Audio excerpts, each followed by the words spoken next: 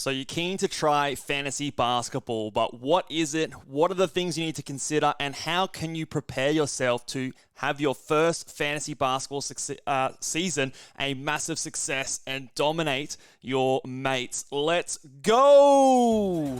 Jordan open. Chicago with the lead. Bryant to Shaq. Not a game.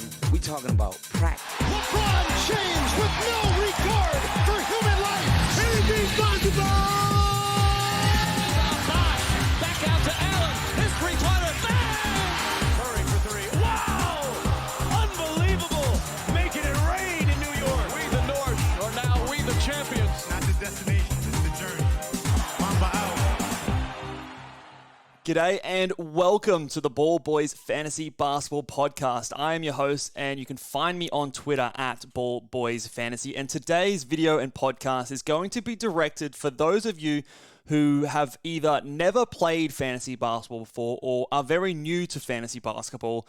And we're going to be talking about all the basics, talking fantasy basketball 101. So for those of you who listen to my content regularly and are obviously more advanced, and then maybe this isn't the podcast for you, but for those of you who have maybe transitioned over from fantasy football or are just avid NBA basketball fans, we are going to dive into what is fantasy basketball and how you can go about it the right way to have the most fun in versing your mates and everything about fantasy basketball, and also how to win and how to be a better fantasy basketball player. So we're going to go through a lot of different things. So as always, let's get into it straight away. All right, so the first question I guess we've got to ask ourselves, what the hell is fantasy basketball? And if you've never done fantasy sports in general, essentially fantasy basketball is a game where you can compete against your mates and your friends, and you use a player's stats that they put up in a real NBA game, and they constitute to either categories or fantasy points in your make-believe fantasy team. And we do this by, at the start of each year, doing a fantasy draft. So you'd sit in a room with all your mates, you'd go through, let's say 13, 14 picks, you'd go through a round, and everyone would have a chance at drafting that player. So if you go and I have the first pick and I take Nikola Jokic, who is, one of the best players in fantasy basketball, he is now mine and no one else can draft him. He is going to be on my fantasy team, and every time Nikola Jokic gets a rebound, my team gets a rebound. Every time he gets an assist, my team gets an assist. Or if you're in a points league, which we'll talk about later, every time he puts up a stat, I'm going to get fantasy points for those players putting up the stats. And in fantasy basketball, you've got a few different formats, but basically, you're versing against your mates, and at the end of the season, you're going to have someone who's considered the champion of the league, and he is determined the winner. Now, there are a few different formats for fantasy basketball, and there are also a few different websites where you can access and play fantasy basketball. So we're going to go through them, and I'm also going to give you my thoughts on what I think is the best site to do and play fantasy basketball on. So on the screen here, if you're watching on YouTube, these are the most popular and the main four fantasy basketball sites. At the top there, we've got Yahoo, we've got ESPN, we've got Fantrax, and we've got Sleeper. Now, straight off the bat, I would recommend, if you're new to fantasy basketball, playing on Yahoo. I think Yahoo is the best all-around fantasy basketball site, especially for those who are a bit newer. It is the easiest to look at visually in my experience. The user interface is the easiest to navigate and figure out. It also has probably the best ranking system out of any fantasy basketball site. And in my opinion, it just makes it the easiest to start your experience and go from there. ESPN. On this podcast, we shit on ESPN a lot because their rankings and the way they do that is very all over the place. It is what I would describe where casual players of fantasy basketball, casual NBA fans will go to do their fantasy sports. Not to say that if you do play on fantasy on ESPN and play fantasy over there that you are, I don't mean in a mean way or anything like that, but in my opinion, the fact that they are mostly catering towards football over there on ESPN. Basketball is just kind of a side thing. I feel as though that for most people who are fantasy basketball enthusiasts first and foremost, it is probably not the best site, and the rankings there will definitely lead you astray, in my opinion, because in all honesty, a lot of them are pretty garbage, and the average draft additions are pretty bad. Fantrax is another great option. So between all the four, Yahoo and Fantrax are probably my two favorite. The reason I recommend Yahoo to begin is because Fantrax is probably a little bit harder to work your way around the site. There are actually so many options on Fantrax that for a beginner, it can be a little bit more overwhelming. But for the more advanced player, Fantrax has the most custom, you can customize your league the most, and you have the most control over your league on Fantrax. So if you see any of my podcasts, I do a lot of mock drafts over on Fantrax because as a commissioner, the person setting up the league, it has the most ability for me to change things to my liking, which makes it very easy for a content creator to do the things and create good shows for you guys. And then the last one here, which we don't talk about a lot, which is Sleeper. If you are coming across from fantasy football, you might have heard of Sleeper. You might be thinking of doing your fantasy basketball on Sleeper. Again, I would not recommend this. Sleeper is trying to make fantasy basketball like fantasy football, and the only option that they have is by making, I think they call them game pick'em styles, where basically at the start of each week, you pick a random game through that week for your players' stats to count, and they only count on those games. My issue with this is that basketball just isn't like football. It's not a game that is played every weekend. It is not a game that is played once a week. It happens, 3 to 4 games a week for most NBA teams. There is no easy matchup, hard matchup for the most part in fantasy basketball. So when you are picking your games and you're picking at the start of the week, well, first of all, you don't know if your player is going to be actually playing that game. You don't know if they're going to roll their ankle the next game, and then the game you've picked, they're going to be playing. So control is completely out of your hands.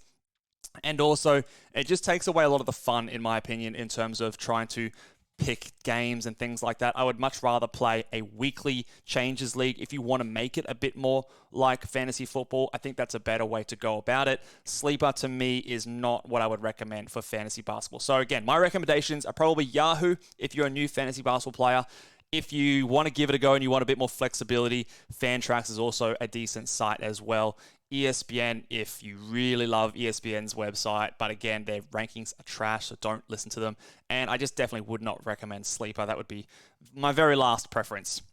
Let's talk about the different types of fantasy leagues. Now, this is very critical because I think this is one of the barriers to people joining fantasy basketball from other fantasy sports. A lot of other fantasy sports, namely fantasy football, which I know is very popular over in the States, it is what we would call a points league. So we do have a type of that for fantasy basketball, called points leagues, where every stat that a player, does in a real NBA game. So if they score points, if they get rebounds, they do assists, they are converted into fantasy basketball points. Very similar to a fantasy football. If you throw a touchdown, you're getting a certain amount of points. If you are getting rushing yards, you're getting a certain amount of points. Those kind of things convert to fantasy points. Same thing will happen in a fantasy basketball points leagues. But there's another form of fantasy basketball called category leagues. And this is where fantasy basketball began. And in my opinion, it is the best type of fantasy basketball experience that you can have. It is very unique to fantasy basketball. So in my opinion, if you want a bit more of a different experience, category leagues is the way to go. It is probably the more challenging, but it also has the most amount of strategy, the most amount of nuance to it. So if you haven't ever done anything like it, I would highly recommend just giving it a go and giving yourself a chance to experience category leagues. So in a category league, you've got two different types of formats. You've got head-to-head and Roto.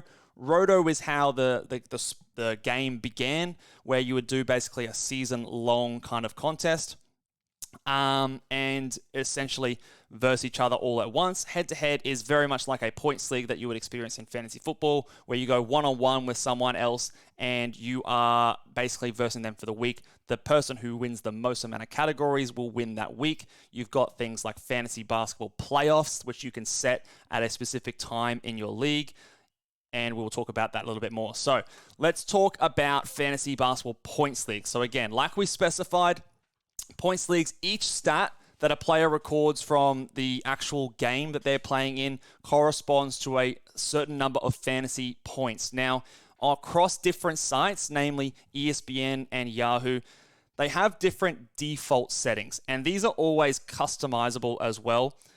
For the best experience, and again, if you haven't played much before, I would definitely go with the default scoring settings because, again, anything you read or anything you see or hear on a podcast, on a video, or on an article anywhere, they're usually going to be referring to the default scoring for fantasy basketball points. And if you customize it, add things like double-doubles and triple-doubles and technical fouls, your point scoring is going to differ a lot, and the valuation of those players will be vastly different to what we are talking about in content. So, for example, on the screen here on YouTube, I've got the default scoring for Yahoo. So just to read that out for audio listeners, we've got 1 point for every point scored in the NBA. So anytime someone hits a 3, there's 3 points, 3 fantasy points for you.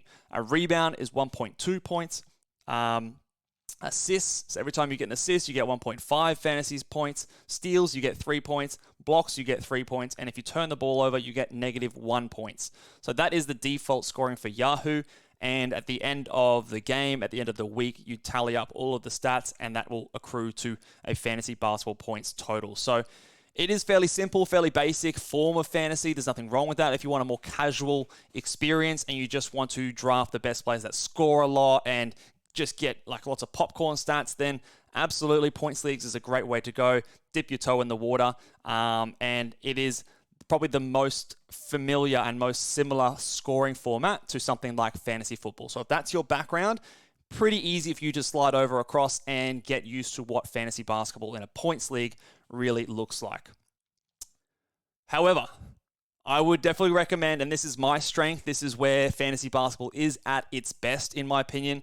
I am not aware of any other major fantasy sport contest around the world that does it quite like this, and that is category leagues for fantasy basketball. Now, category leagues is where things can get more nuanced. There's much more strategy involved. There's multiple different ways you can win.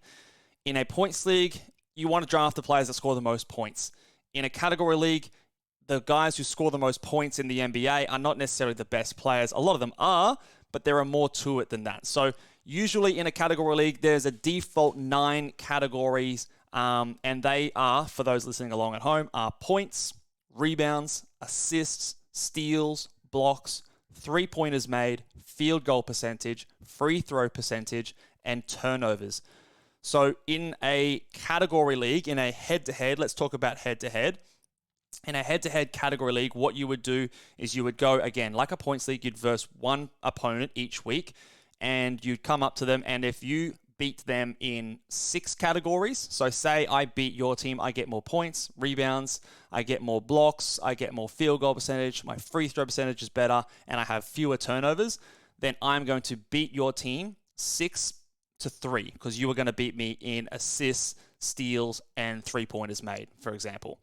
That means I'm going to get 6 points, and you are going to get 3 points. Okay, we move on to the next week, and then you'll verse someone else. That is what we call an each category league. There is also what we also call a most category league, where again, if I beat you 6-3, instead of me getting 6 points and you getting 3 points, I would just get a win. So I'd get 1 win, and you would get 0. So it'd be 1-0, and then in the standings, that's how it would look.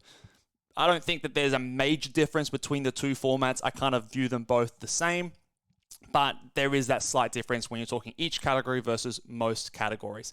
But what this does is this allows us to go into the best part of fantasy basketball, in my opinion, and that is team building. Now, it is very difficult to be good at every single 9 category. You are often going to have the best players in the league turn the ball over for a lot, for example. You might have someone like Giannis who is terrible at free throws. So that opens up a lot of different strategies and things like that where you can build a team that maybe you want to get a team full of guards and you got the best assists, points, threes, free throw percentage, steals. And that's how you want to build your team. Maybe you love defense. You want to get guys who rebound and get steals and blocks and don't have very high turnovers. You've got a lot of different options, a lot of different ways to win, and there's many different strategies that evolve from that. So again, can't recommend category leagues high enough. If you haven't given it a shot before, I would recommend giving it a try. When we talk about the types of category leagues, like we kind of alluded to before, we've got a head-to-head league, which is just like we said, versing one opponent each week. You go up against them. You beat them, you get points. You lose, you get fewer points, or you get 0 if it's a most category league. And then you'll also have a fantasy basketball playoffs. So at the end of the season, your commissioner will nominate how many teams make the playoffs. So say you're in a 12-team league and perhaps 6 teams make the playoffs. Then you will go into those top 6 teams. The bottom 6 teams are now eliminated. You lose, you're out. The top 6 teams go into a playoff. So just like in the NBA, you would verse each other until there was one winner left. So, for example, you would maybe have a 3-week playoff period. So for a 6-team example, you'll have 2 teams that have done so well that they'll get a bye that week because they don't have anyone to verse. Number 3 will verse maybe number 6, and number 4 will verse number 5. And then the winner of that moves on, and then the loser of those matchups eliminated. Now you've got 4 teams left, 1 versus 3, 2 versus 4, or whatever. Winner of that moves on, losers eliminate, and then you've got the grand final, and then the winner of that final matchup wins the entire league. So that is what happens in a fantasy head-to-head league. Now, again, if you're new, I would definitely recommend, if you're the commissioner or you know the commissioner, talk to them about setting your fantasy basketball playoffs 3 weeks before the end of the season, because in the NBA, those final 2 to 3 weeks is a shit show, and so many players are resting, and there's fake injuries and things like that. So if you are doing a head-to-head league, my biggest recommendation for the best experience and reducing the amount of luck involved is end your playoffs 3 weeks before the actual end of the NBA season. So that way, again, you're not getting as many of those shutdowns and injuries and things like that.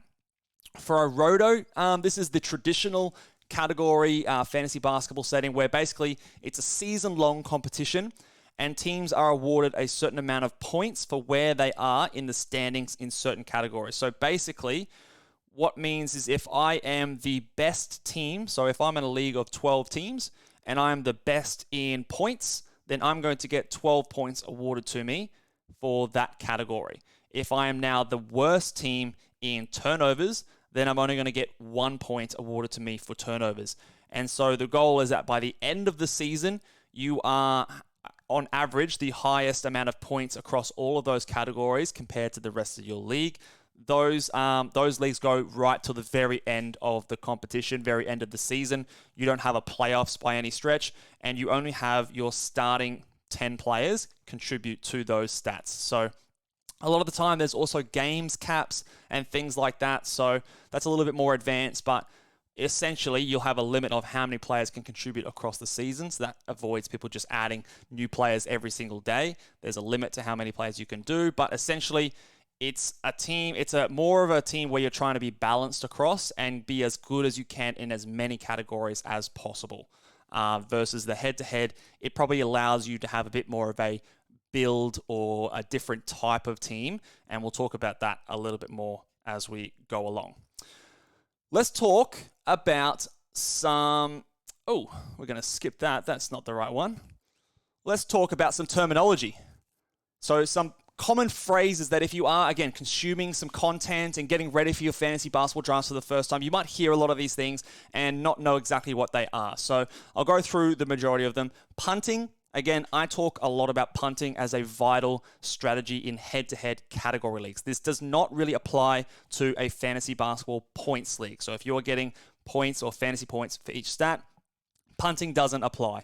But in a category league, specifically head-to-head leagues, punting is a strategy where you are basically ignoring a certain category when you're looking at the value of a player. So you might go into a draft and you might say, well, I'm going to ignore free throw percentage because I drafted Giannis and I am already terrible in free throw percentage, so I am not going to worry about bringing that back up.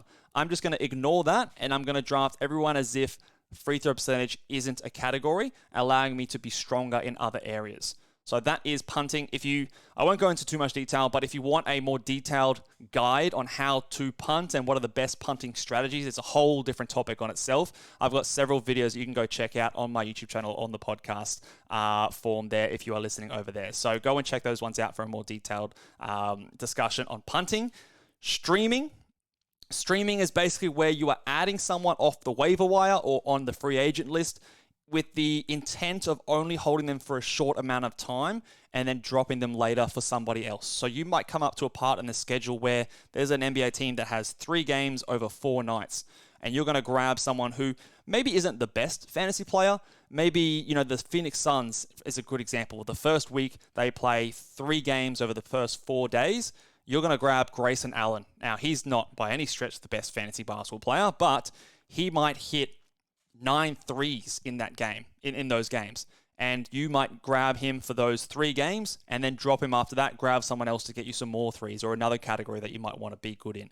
So that's a way that you can get an edge in head-to-head leagues and try and maximize the amount of stats that you're getting in a period of time. Now, most leagues will have a acquisition limit, so you can't just add a different player every single week. I think the default is usually 4 acquisitions per week. So sometimes you need to be smart and try and get those players who are playing a back-to-back game. So 2 games in 2 nights or 3 games in 4 nights are a good way to go about it. So that's what streaming is. 9-cat, this is just a shortened version when people are referring to 9 category leagues. So the default 9 categories that we discussed earlier is often referred to as a 9-cat. There's also 8-cat, which is the same 9 categories, but minus the turnovers. So you might talk about people talking about 8-cat and 9-cat. The basic difference is one involves turnovers, one doesn't involve turnovers. So those are those. -1 is an interesting one. Again, getting a little bit more advanced, but I think it's important to start to think about this one here. -1 is my favorite way to evaluate a player in a head-to-head category league. So this is where you take the player's best 7 categories, and then you add on only a small weighting of turnovers. Now, the reason we do that is that turnovers, the best players have the ball in their hands, and they produce a lot of turnovers. So turnovers to me in evaluating a player is a less relevant category than the other 8 categories.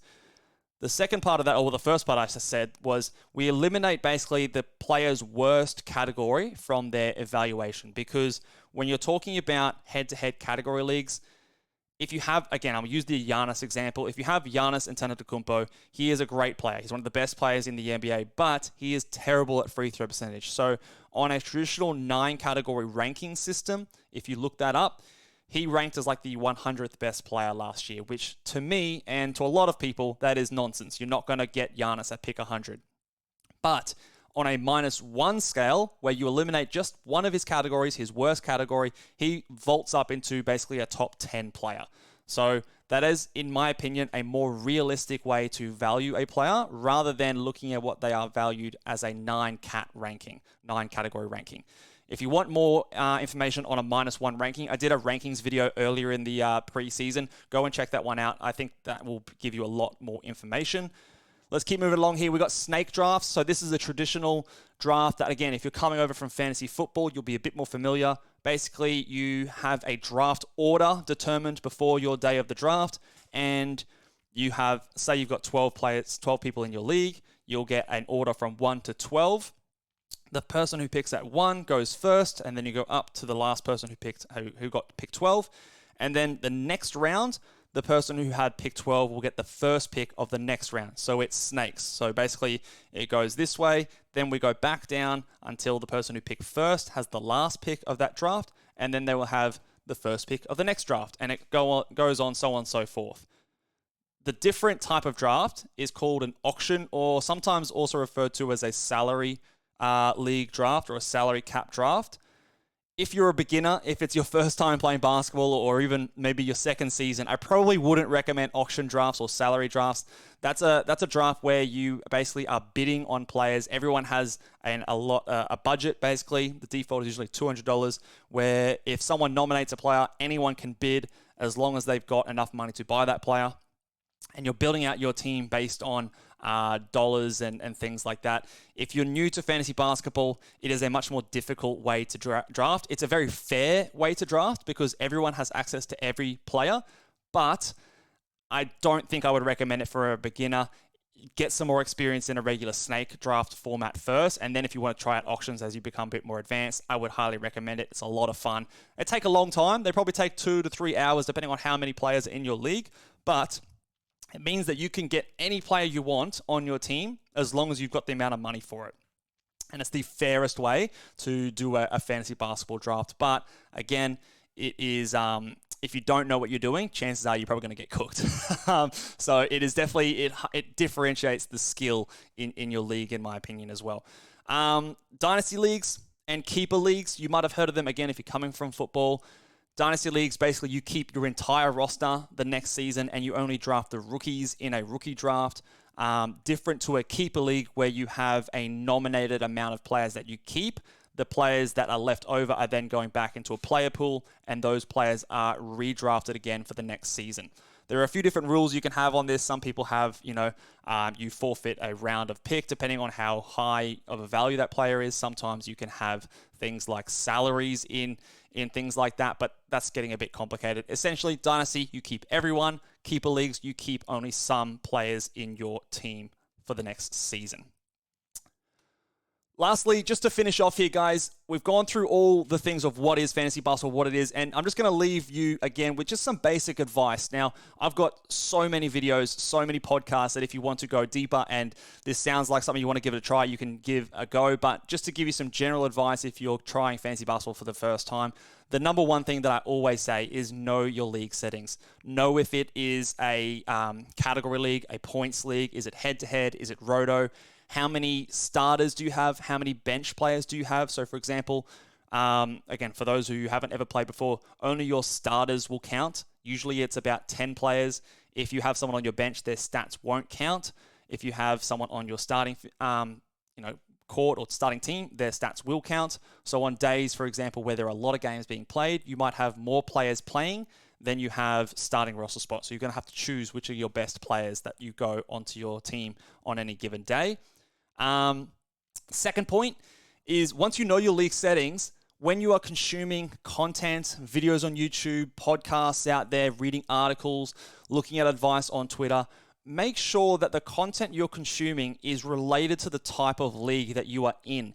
This is, I think, again, one of the pitfalls for fantasy basketball because there are so many different types of leagues. There are so many different types of settings, whether it's 8-cat, 9-cat, your default scoring for Yahoo, default scoring for ESPN, custom scoring where we now start including double-doubles or free throws made, field goals made, anything like that. Make sure you know that if your league is a different setting, that the advice that you might be getting from a certain piece of content might not be relevant. I am guilty of this, and I put out, clickable thumbnails and things like that saying must draft players. But in a category league, the must draft players might be very different to the must draft players in a points league. So just be aware and be maybe switched on as to what type of league the person that you're listening to is talking about, as to whether or not you take information from that person as well. If you are doing a category league, again, would highly recommend it. It's so much fun. It's so good. It is the best fantasy experience, in my opinion, bar none. Focus on team build. A lot of the times people will get bogged down in rankings and how well a player did the previous season. And I've done a whole series of videos of this. Go and watch my how to build the best fantasy basketball team, the art of team building. Go watch that video if you want a bit more information on this. But focus on building the best team around your starting few picks on the stars of your fantasy team. And then you'll have a better understanding on building on your strengths. Don't worry too much about drafting off a ranking. And if a guy's ranked 15 spots away and you really want him, well then, and if he fits your team and he fits what you want, go and grab him. Don't feel like you're restricted at that point, especially the later you get into the draft.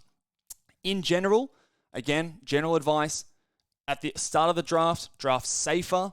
As you get further and further into your draft, then you can start to take more risky and more upside picks. So as you get to the late part, you are drafting for upside because chances are in a couple of weeks, you're going to be dropping the players that don't work out. There'll be someone on the waiver wire that is a really, he's going to blow up. You're going to have to grab that guy. You're going to have to drop someone. So take a risk at the end of the drafts. Draft some rookies, draft some young players, draft some guys who you're not even sure if they're starting, but if they did, they'd be really good. Get those guys late at the start of your draft. These are the players that you're not going to be dropping, even if they go through a poor patch. So draft them safer. Draft them when you have a bit more confidence. Be less inclined to take a risk. And if you do take a risk, say you draft someone like James Harden or Kawhi Leonard or some of these guys that are a bit more injury prone, then maybe just draft one of them. Draft maybe a few other safer picks. It is important to weigh up that risk versus reward, and I lean more safe at the start of a draft compared to at the end of the draft where I'm just taking flyers, I'm taking swings and upsides. The last piece of advice, and I promise this is not a it doesn't serve me, self-serving one, but be on Twitter. I mean, you can follow me at BallBoys Twitter, BallBoysNBA on Twitter if you want, but just be on Twitter and follow Shams, follow Woj, follow the teams of all the players, follow the guys who are breaking down the news and all that kind of stuff, because especially if your league is first come, first serve on the waiver wire, or, there's a trade going down and you can, I don't know, I mean, maybe it's fair game, maybe it's not, bit of a grey area, but if you can send a trade out to someone and they haven't caught up with the news yet and you can take advantage of them being a bit slower, then that's going to be a competitive edge for you. So for the fantasy or for basketball, it's all Twitter. That's where the news breaks fastest. I'm going to be doing a lot of content and videos throughout the season, so stay tuned into those things. And I'm also going to be tweeting out my thoughts on Twitter very, very quickly after they happen. So that's where you're going to get the competitive edge if you need that news fast. And a lot of the times that is the case with fantasy basketball. So be on Twitter. You don't have to be glued to it. You don't have to follow anything rubbish. Just follow the things that are there for information so you can get it quickly and you'll be fine. I know Twitter's sometimes a bit of a shit place, but it is probably still the best place to get news quite fast. So that is it. That will do it, guys. That is how to play fantasy basketball and a few advice for beginners along the way. If you have any questions, by all means, drop them in the comments. I'm going to be going and answering as many questions as I possibly can. Last tip is subscribe to this YouTube channel, guys. I have so many podcasts, so many videos, and I believe that I am, I'm trying to be one of the best fantasy basketball analysts and content creators out there. So give me a solid, give me a subscribe, give this video a big thumbs up if you learned something. If you're keen on trying fantasy basketball for the first time, let me know down in the comments and I will help you along the way. If you wanted the ultimate help to get through your fantasy basketball drafts and win the first league you've ever joined, go over to ballboysnba.com and grab my season guide. It has my top 150 rankings. It has my top 250 projections for all the players on there. It also has dynasty rankings. It has rankings for points and category leagues, all the different types of rankings that you want. Go over to ballboysnba.com if you want some advice. I will also, throughout the season, be doing some exclusive Q&A questions. So if you want someone to help you along the way through every week of the season, I will be doing some more in-depth question and answer podcasts for those members only. So if you want to, you can ask me as many questions as you want, and I will spend a lot more time answering it in depth through podcasts instead of just doing a couple of sentences to answer in a brief period. So make sure you guys go over there, check it out, ballboysnba.com. And have some fun, guys. Fantasy basketball is all about fun. So remember, at the end of the day, go with the players you like, enjoy it, and I'll see you guys next time. Bye.